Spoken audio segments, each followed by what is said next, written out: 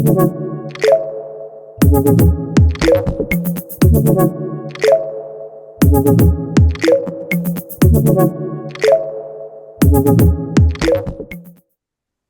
to the In Conversation session with Mr. Neal Ramasamy, Global CIO for Cognizant.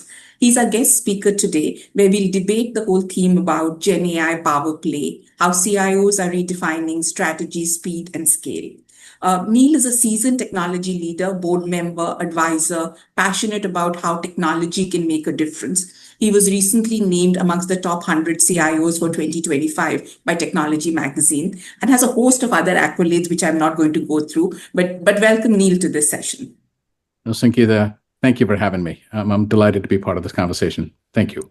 I want to start with a recent quote of yours that I was reading, which was really about how AI is pushing all of us to enter the gray areas and think outside the box. The future of tech work will be shaped by those who can use AI to amplify their creativity, their empathy, and their ability to solve increasingly complex problems. That's a lot for an individual to do, but I wanted to really start with saying, how do you think the role of the CIO has changed? And I'm assuming a lot with all the technology disruptions we are seeing currently. Sangeeta, thank you for asking me the question. If the CIO's role, in my opinion, is probably the most funnest role, if I can use that word, in the whole company, right? Think about the CIO's office is more often than not the tip of the spear when it comes to trying out new innovation, learning about innovation, crafting a strategy around how we can bring that innovation into general consumption for the company, and also work with the teams inside the firm to be able to translate that into strategic opportunities. Okay, so AI and generative AI is the latest chapter in that book, right? If you think about what the world has seen over the last 20 to 30 years, the advancements in cloud, the internet, right? Then we have the data transformation.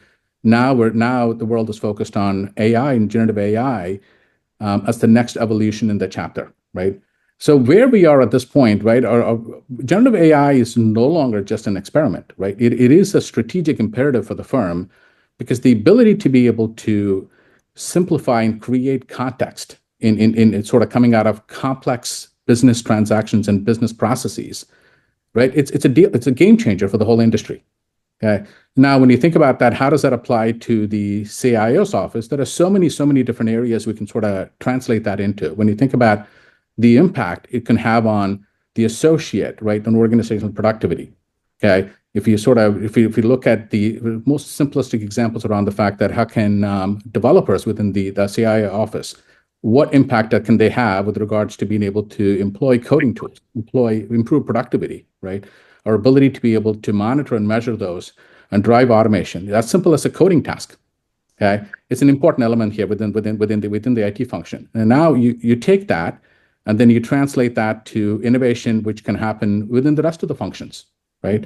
Being able to effectively onboard thousands of associates into a large global company like ours, right? How do we simplify that pathway? How do we make that simpler? How do we make that so seamless for associates coming in using AI, right? Here are some of the examples, right? So, but back to your question here, AI, the CIO office, right? And I think it's where the CIOs are positioned in a unique place for us to be able to drive change in the organization and actually be good stewards of those innovation over the next few years. So how do you create that balance between keeping the engine running and making sure you're staying ahead? Yeah, it's always the classic conundrum, right? Because for many years we've always talked about what is the run, grow, transform ratio needs to look like, right? So what you're seeing now globally across the CIO offices, the demand for AI-induced innovation is going up, okay? So I think CIOs now have to factor in AI-led change as part of the disruption equation, okay? So what does that mean? It means that when you stack rank and when you prioritize the change investments you're making on globally, right? AI-led solutioning, AI-led outcomes, and AI-led productivities items have to play an important role with regards to how we are prioritizing the work. Okay. So now what you're going to see is that the run, grow, transform ratios will still be the same, But AI or AI-led innovation will probably consume a lot of the transform portion of the picture, right? Compared to some of the digital investments people might have made in the past. Yeah. So in some ways, what you're saying is that while AI will be a significant part of the transform piece, but it'll also be very significant in the run piece, right? Because you have to Absolutely. transform how run will happen and Absolutely. not just Absolutely. Right. business as The usual AI, and not something that is in isolation, right? So absolutely. AI will also make a huge impact on how you run the organization as well, right? How do you run an IT help desk, right? How do you run a shared service? How can you bring in innovation with AI-led innovation with regards to triaging a network outage, right? Or a security operation? All of those, right, are important factors, or all of those are important elements where AI is going to come in and make a change. yeah. So, the other point I wanted to ask is that as NASSCOM, when we talk to different leaders, everyone is tracking this changes in emerging technologies that are taking place. And just if you see AI, it's moving from AI to GenAI to agentic AI to physical AI. Then you have the other technologies, whether it's quantum or biosciences and, robotics, autonomous. There's a whole gamut of technologies out there. You can classify them as Horizon 1, 2, 3 as one way, or you're really saying, I want to look at the continuum and what makes a difference.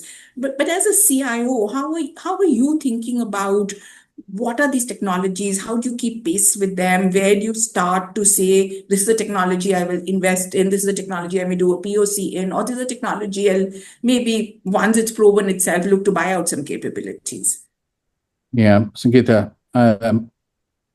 we employ an R&D mindset to a lot of this, right? While if you think about this as multiple vectors, like what you pointed out, there is always this vector of run, grow, maintain, and stabilize, right? Which is what most organizations do, which is every organization does that, and it's an important part of the people's portfolio. But at the same time, the CIO's office needs to have a forward-looking mindset with regards to looking at those emerging sets of innovations and how do you make sure they can actually be appropriately harnessed to be able to deliver in enterprise value. So what we do is we employ a lot of pilots, right? We actually look at those opportunities. We employ a lot of rapid pilots, quickly assess and ascertain value, right? Then if any of those innovations have longstanding value for us, then we turn them into our Vector 2 or Vector 3 initiatives where we can actually invest more time and resource into investing and utilizing them for transformation. Okay.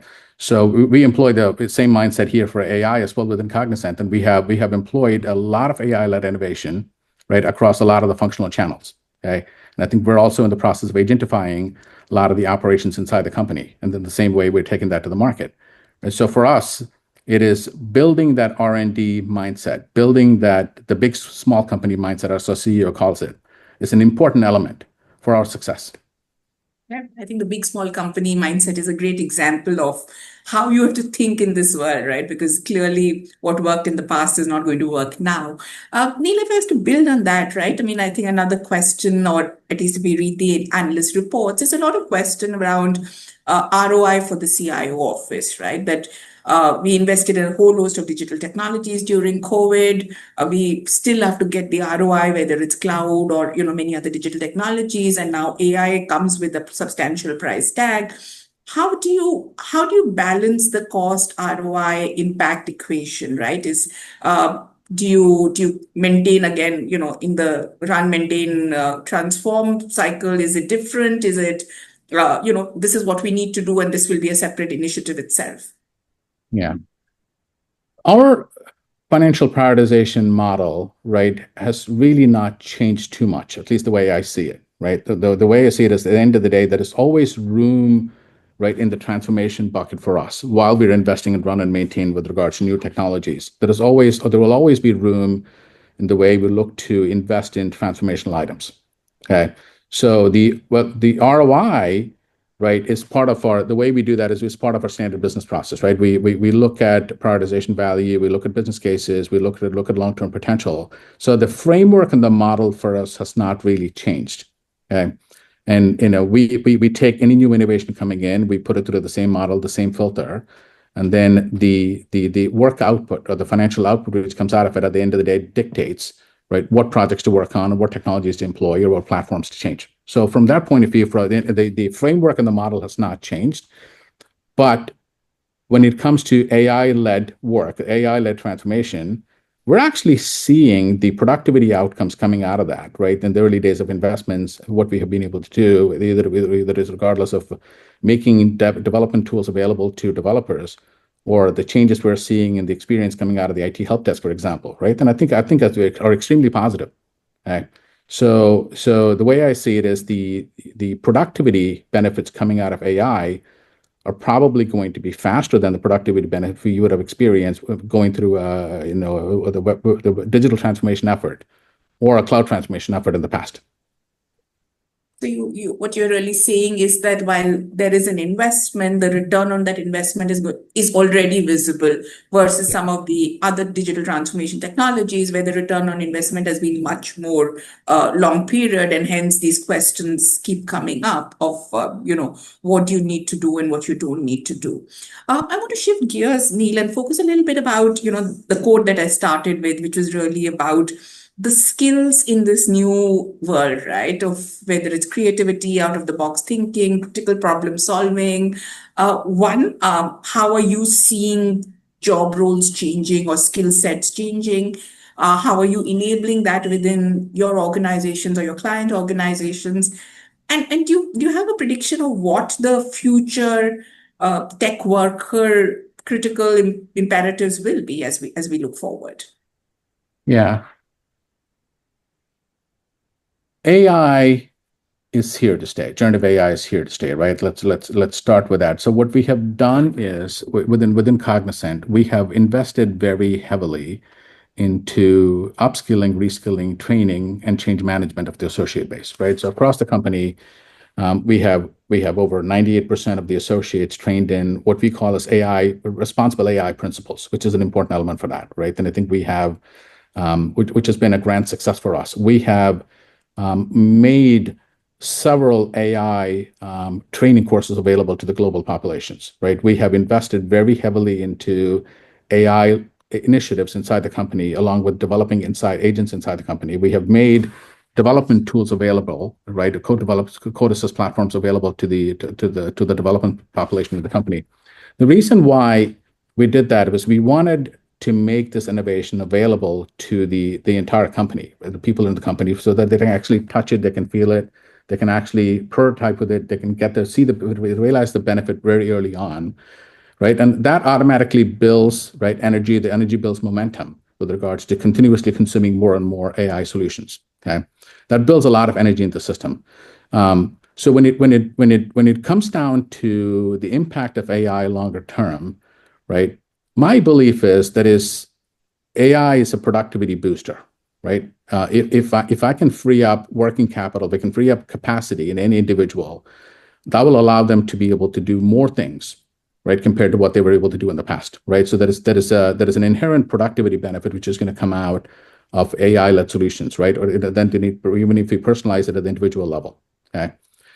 We also believe as a firm that is the human in the middle model, right? Because an AI is here, right, to augment and enhance, right? Will there be some long-term displacement of roles? There will be, but I think what's going to happen is, and I think we're going to see an upskilling naturally happen as a result of benefit of AI and the productivity is going to come out of it. We're going to have people more focused on the bigger problems or more important problems because they're going to have more capacity available to them on a daily basis compared to dealing with some repetitive, mundane work they've been able to focus in the past. Okay? But I think as a firm, we have invested heavily into a lot of the education and change management items just to prepare for this. But some of the soft skills or professional skills, which is critical thinking, problem solving, those are a little different than the normal skilling programs we see in companies. How are you focusing on that as a upskilling or a reskilling agenda? Yeah, one of the things that you're going to see naturally evolve is the technical skills are important. They're not going to go away, but they're gradually going to be replaced with what I call the right brain skills or skills which are more liberal arts in nature, right? The people with an artistic background, the people with a creative background, right, are going to become an important part of a solutioning ecosystem. Okay. So if you think about, for the most part, developed solutions which have been over the last few decades are probably not the most intuitive in nature when it comes to empathy, right? And recognition of context. Because now with advancements in AI coming out right across the board, you're going to see more and more context realization or recognition of empathy and be able to converse in that in a more empathetic manner, becoming a core factor, a core requirement for solutions design going forward. So you're definitely going to see a transition here. And also, as AI development starts becoming more prominent, right? AI-led coding development starting to become more and more prominent, okay? We're seeing around 20% of the code written inside of Cognizant, right, is actually written by AI today. And I think as that number continues to evolve, which is also going to open up more and more avenues for more citizen development happening, right? When more and more people who are closer to the problem, who really recognize and understand the context, get more involved closely in development of solution and design, the design and development of the solutions, okay, you're going to see the experience change drastically, right, over the next decade, when you're going to see more and more AI-led innovation, AI-led solution come to the forefront. Yeah. So clearly, I think it's about a much more democratization of technology skills that was only, you had to be an engineer or a super engineer to really build out. You believe there is room for many more people to at least build technology, leveraging their whether it's liberal arts skills or critical problem solving skills, and that in itself will drive the whole AI transformation for many use cases that we can't even envisage today, right? So clearly it's a different world. But while you're doing all of this, Neil, you're in a very enterprise world, a lot of regulatory world, right? How do you balance risk with innovation, right? Because hallucination still continues to be a challenge. Data concerns from enterprises is still a red flag. Different countries and different regulations around that. So how do you think about the risk innovation game, right? When we look at AI solutioning inside of Cognizant, right, for the work we're doing here, there are a few factors we take into consideration. Number one, we want to make sure that the solution we have put forth is responsible. The use of AI is responsible, right? We have an operating framework. That's how we deploy code inside the company, and that's the same model we also take to our client base. Number one is making sure that the responsible use of AI, right, and the implications and implementation of that is pretty well known, right? Number two is making sure, I talked about some of the training metrics, right? Making sure that we're training and upskilling the teams, right, with the responsible AI guidelines and also the global sort of regulations, and making sure that everybody is prepared for the solutions they're trying to build. Number three is around full transparency, all right, around the solutions which are being developed and the explainability of AI end to end, which is an important item here, right? And then also at the same time, building reliable and trustworthy AI systems right across the cycle of development, following that entire sort of development life cycle, but now also infusing a lot of the AI principles into the development is very important. At the same time, making sure that you are monitoring for bias, right? In the event there's any sort of hallucination or if any sort of rogue action which you're seeing the systems perform, and having very clear mitigation strategies, right? And I think that's an important part of that. So I think a lot of that is getting factored into, should be factored into the framework CIOs employ when it comes down to AI-led development across the board, right? And the last one really is around making sure that it's a very clear governance structure, right? And along with clear accountability for implementation, ownership, and delivery and service, okay? Because at the end of the day, we want to make sure that we can clearly explain the outcomes of the platforms and there is a clear end-to-end governance all the way from start to end. And when you think of the governance structure, is it a multifunctional team across the CIO office, the business team, the legal compliance governance team, or is it more business user led? It's all of the above, Sangeeta, because at the end of the day, when you're introducing something new, in the sense this AI-led solutioning is new to the world, right? It is very important to ensure that the office of the CIO, the security functions, and the risk management functions, and the business teams, right, are all aligned with regards to the expected outcomes. Okay, this is not just the CIO office going off into a corner and building solutions, right, and bringing that outside, because it's not. Because especially in this world today, when AI is sort of rapidly evolving, okay, and countries around the world are trying to understand the impact of AI and are looking to pass regulations, it becomes extremely important for the IT office, the security risk office, and the legal office, and the business teams all jointly working together with regards to delivering and development solutions. Yeah. And I think obviously the cybersecurity risks have become enhanced, but how do you use AI for cybersecurity is also a great topic of how do you think about addressing some of these challenges as we become much more interconnected world. But I know we are out of time, Neal. So just my last final question on what's your favorite AI or GenAI use case that really excites you about the potential that this technology has to offer?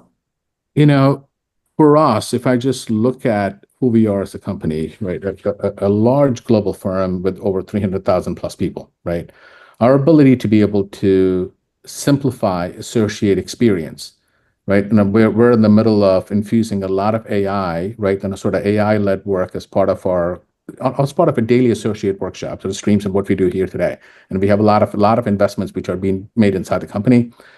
For me, it's if we can free up, right, a small percentage of time, which grows month over month, right, led by AI, which we can free up the capacity, which can eventually lead to increased accountability across the whole company, right? It's a P times Q. If we can take small amounts of productivity improvements, and if we can multiply it by the X number of people we have inside the company, that can yield huge benefits for us across the board. So for us, we're investing a lot into associate experience, right, which is an important thing for us, especially as we are a global company operating out of multiple countries and continents, and we have 300,000 plus people working for us.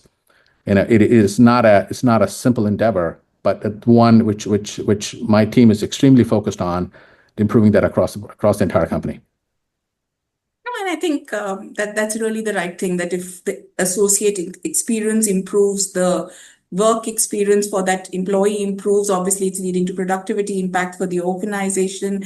And overall, I think we'll be much happier, hopefully, planet as we look forward by leveraging AI and what we are doing. Thank you, Neal, so much. This has been a fascinating conversation, and we hope we can reconnect with you at some other time to get your perspectives as we try and decode, what's happening in the world around us and how are leading CIOs like you making the difference for that.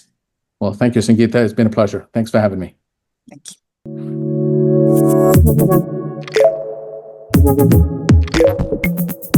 you.